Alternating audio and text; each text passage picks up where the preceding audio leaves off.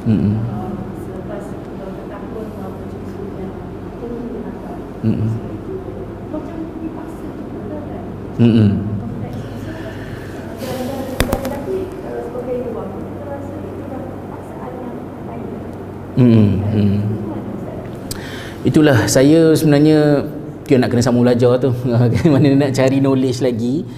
Tapi concern saya, problem statement yang saya ada ialah dari segi pendidikan Islam. Contohnya, kita baca biografi ulama-ulama kan, Imam Syafi'i dan juga tokoh-tokoh yang lain.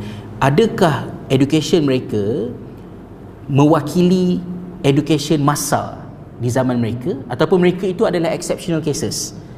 Mereka itu adalah genius, mereka itu adalah adiputra, mereka itu adalah orang-orang yang di zaman mereka. Dan yang saya belum dapat ialah orang biasa punya education macam mana. Saya boleh dengar-dengar macam tu, tapi yang betul-betul study based on data sepanjang zaman sebelum mass schooling diperkenalkan di dalam dunia Islam, lebih kurang dalam 16th century, lebih kurang dalam 17th century yang utamanya, 16th 17th century, orang Islam, bukan ulama-ulama ni, orang Islam biasa, mereka belajar macam mana. Saya tak dapat lagi data yang jelas.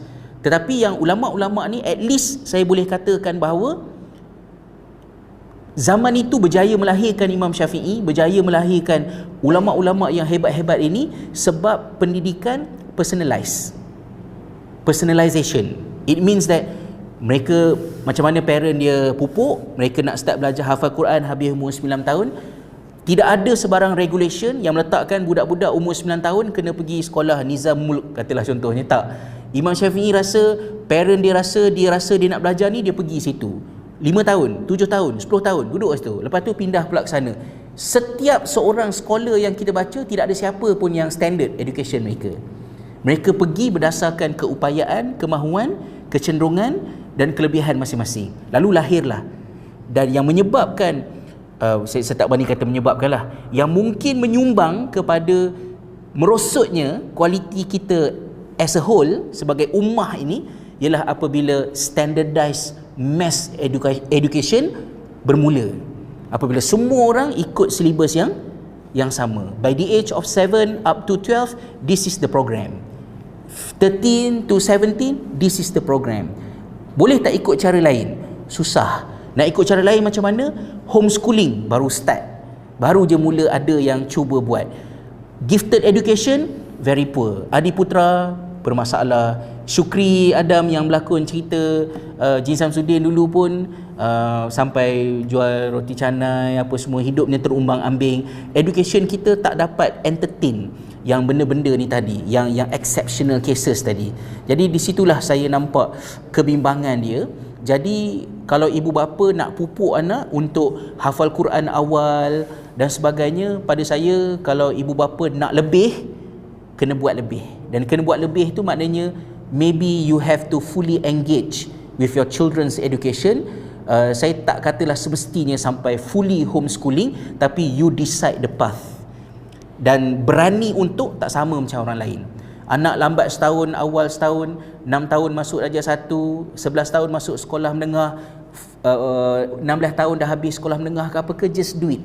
Dengan tenang, ikut pace anak. Maknanya nak push dia ke, nak plan untuk dia ke apa, kita customize. Every single child different. Anak nombor 1 mungkin asrama, anak nombor 2 homeschooling, anak ketiga macam ni, anak keempat macam ni. Because anak sendiri pun 4 orang, 4 tak sama. Ya, jadi kalau ibu bapa nak perkenalkan anak untuk hafal Quran di peringkat yang awal ke apa ke, pada saya tak ada halangan, sebab memorization adalah the simplest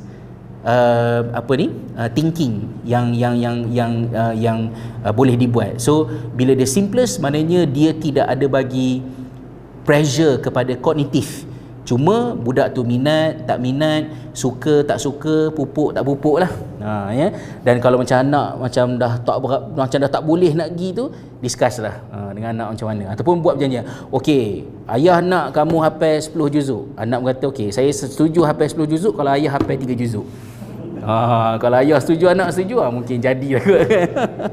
Tapi kalau suruh anak japan 10 juzuk, mak ayah tak ada buat apa-apa, mungkin tak dapat share lah pressure tu sebenarnya macam mana kan.